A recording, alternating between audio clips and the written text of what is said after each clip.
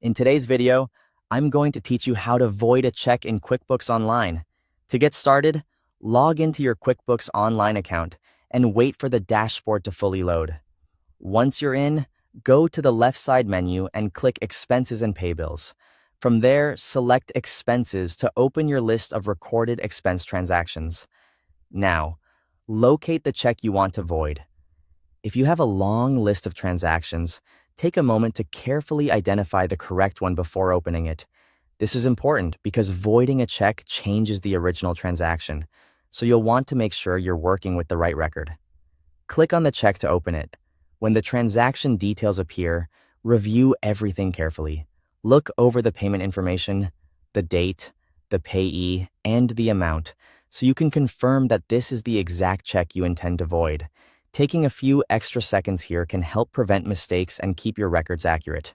Once you've confirmed the details, go to the bottom of the check form and click More. A menu will appear, and from that menu, select Void. QuickBooks Online will then display a confirmation message. Read that message carefully so you understand what's about to happen. In most cases, voiding a check keeps the transaction in your books for record-keeping purposes, but changes the amount to zero. If everything looks correct, click Yes to confirm that you want to void the check.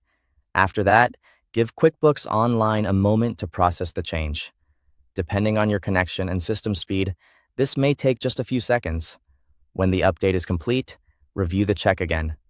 Verify that the amount has been changed to zero, and make sure the check is clearly marked as voided. This is your confirmation that the action was successful. If prompted, click Save and Close to finish. As a final check, return to the expenses list and verify that the voided check appears correctly in your records. This last review helps ensure that the transaction is still documented properly and that the void status is visible in your expense history. That's all there is to it.